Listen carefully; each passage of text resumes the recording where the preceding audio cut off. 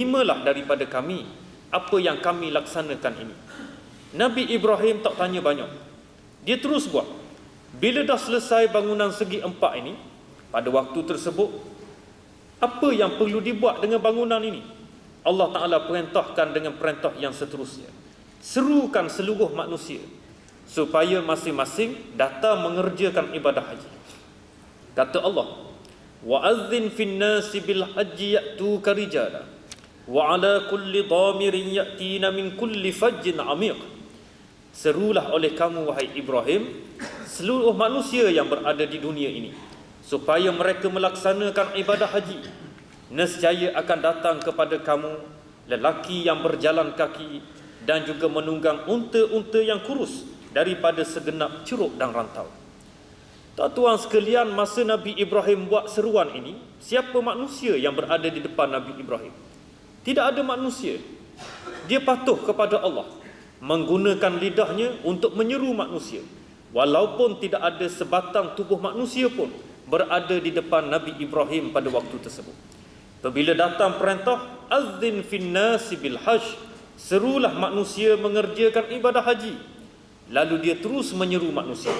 Tuan-tuan sekalian, kerana yakin kepada Allah, kerana percaya kepada Allah, patuh kepada Allah, akhirnya kita dapat saksikan bumi Makkah Al-Mukarramah pada hari ini dikunjungi oleh segenap ceruk rantau manusia yang beragama Islam. Sedangkan ketika Nabi Ibrahim bercakap dan menyeru, tidak ada manusia di depannya. Tidak ada akhbar yang membuat liputan. Tidak ada televisyen yang telah menyiarkan seruan Nabi Ibrahim. Tapi patuh, Allah menjamin dan Allah janji, nescaya akan datang kepada kamu, wahai Ibrahim, mereka yang berjalan kaki, mereka yang datang dengan unta yang kurus, mereka datang keseluruhannya untuk mengerjakan ibadah haji. Tuan-tuan sekalian, inilah perbicaraan pada bulan Zulhijjah, yang kita nak memberikan gambaran. Apabila kita memiliki lidah, kita tidak akan berbantah-bantahan dengan Allah Subhanahu wa Ta'ala. Kita patuh kepada Allah walaupun datang kepada kita seluruh arahan yang tidak memberikan pada kita logik pada pemikiran manusia. Menyembelih anak kandung sendiri, patuh kepada Allah kerana yakin kita milik Allah. Datang perintah supaya kita membina Baitillahil Haram, sedangkan manusia tidak ada di tempat tersebut, patuh kepada Allah. Nabi Ibrahim laksana. Kemudian datang perintah menyeru sekalian manusia, patuh kepada Allah. Tidak ada sebarang bantahan kepada Allah Subhanahu wa Ta'ala. Tuan-tuan sekalian, kita menggunakan lidah untuk merendah diri kepada Allah. Maka merendah dirinya Nabi Ibrahim alaihi salam, Rabbana taqabbal minna, wahai Tuhan kami, Engkau terimalah daripada kami apa yang kami buat. Tuan-tuan sekalian, kita juga demikian. Perlu untuk merendah diri pada Allah. Datang ke majlis ilmu seperti ini, Rabbana taqabbal minna, ya Allah, ya Tuhan kami, Engkau terimalah daripada amal dan kerja buat yang kami laksanakan. Tuan-tuan sekalian, kita bekerja, Rabbana taqabbal minna, bukan sahaja kita nak mendapat gaji secara bulanan, tetapi kita nak supaya apa yang kita buat diterima oleh Allah Subhanahu wa Ta'ala daripada bentuk sumbangan-sumbangan untuk manusia yang lain. Oleh kerana itu, tuan-tuan sekalian, kita jangan terhenti setakat itu. Kita bimbang kebanyakan daripada kalangan kita datang Zulhijjah, kita membicarakan tentang sembelihan dan kita membicarakan berkenaan dengan ibadah haji, seperti dua kisah yang kita bawa. Nabi Ibrahim AS juga menggunakan lidahnya untuk melaksanakan suatu bentuk dakwah yang cukup hebat. Antaranya dalam kisah yang berlaku ketika Nabi Ibrahim AS menggunakan kapaknya untuk menghancurkan berhala-berhala yang disembah oleh kaumnya. Tidakkah peristiwa ini peristiwa masyhur?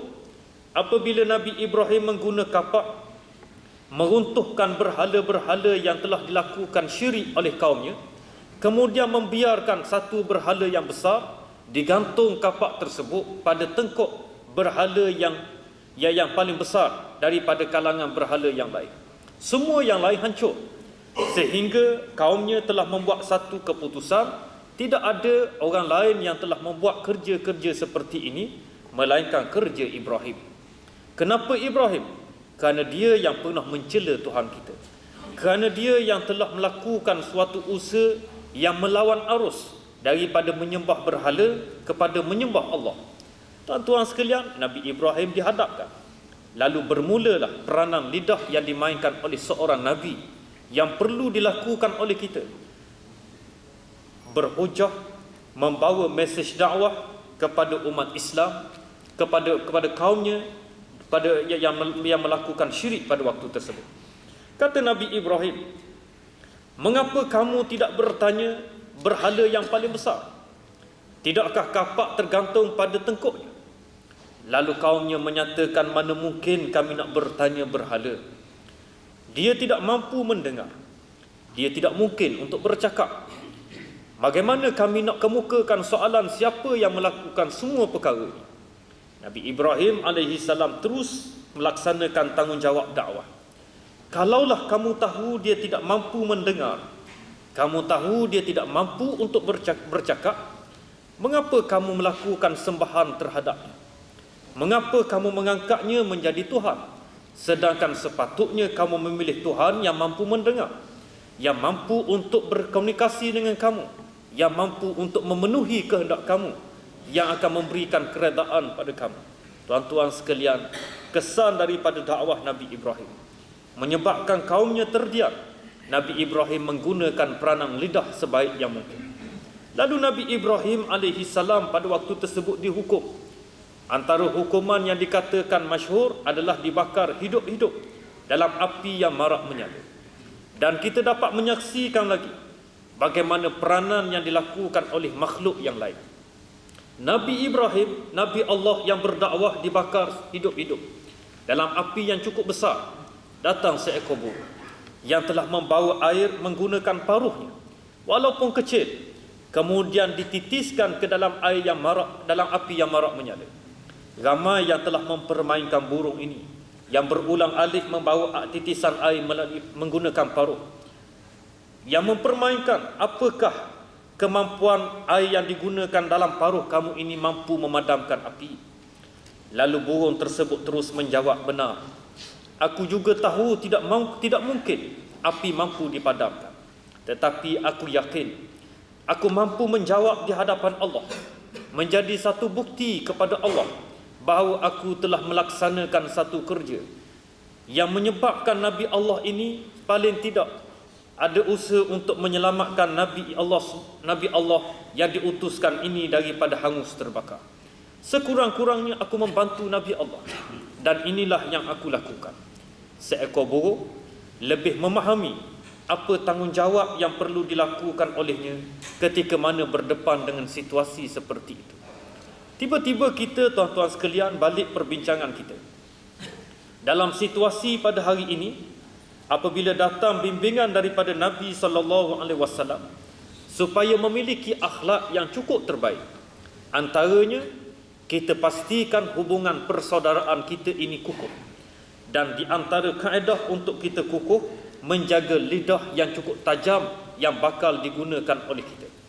Para sahabat ridwanullah ta'ala alaihim ajma'in bersungguh-sungguh menjaga lidah daripada membicarakan perkara-perkara yang boleh merosakkan, yang boleh untuk memusnahkan, yang boleh untuk menjadikan mereka ini bahan kepada api neraka.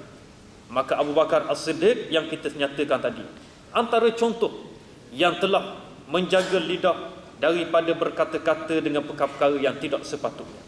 Perbincangan kita juga menyambung apa yang telah ditinggalkan oleh para sahabat. Yang pertama, kita tidak boleh berdusta. Yang kedua, kita tidak boleh untuk mengumpat kepada orang yang lain.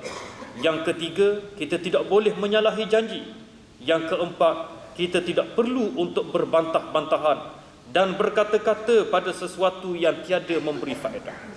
Tuan-tuan sekalian, antara isu yang berlaku kini adalah sebagai suatu contoh macam isu yang baru berlaku untuk menghidupkan budaya mesra dengan anjing sebagai suatu contoh.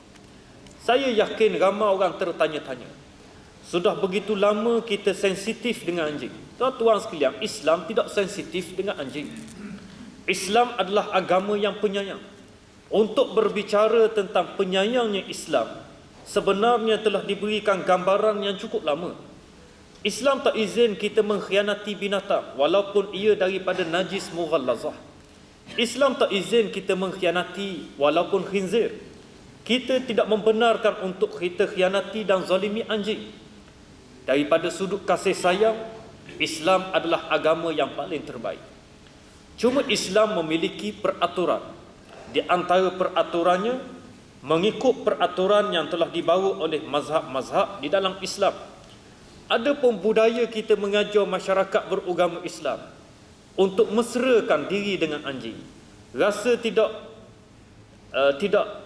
rasa tidak aib untuk menyentuh anjing. Tuan-tuan sekalian, ini adalah di antara perkara yang sangat tidak perlu untuk kita ketengahkan ke dalam masyarakat. Banyak lagi perkara yang perlu kita ketengahkan kepada masyarakat kalau nak membicarakan tentang kasih sayang. Bukan cerita berkenaan dengan anjing, bercerita berkenaan dengan binatang. Kucing, tuan-tuan sekalian, yang berkeliaran.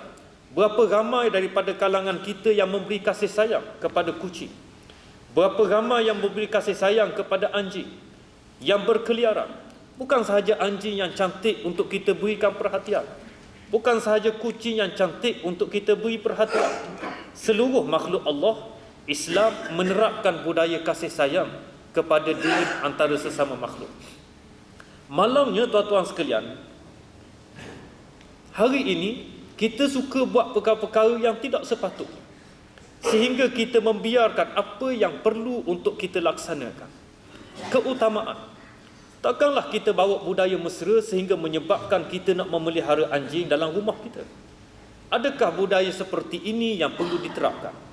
Oleh kerana itu, program seperti ini, walaupun memiliki objektif yang cukup baik untuk lahirkan kasih sayang pada binatang, tapi tuan-tuan sekalian, kita perlu lahirkan kasih sayang secara keseluruhan. Kasih sayang yang dimiliki oleh Islam sebagai suatu contoh.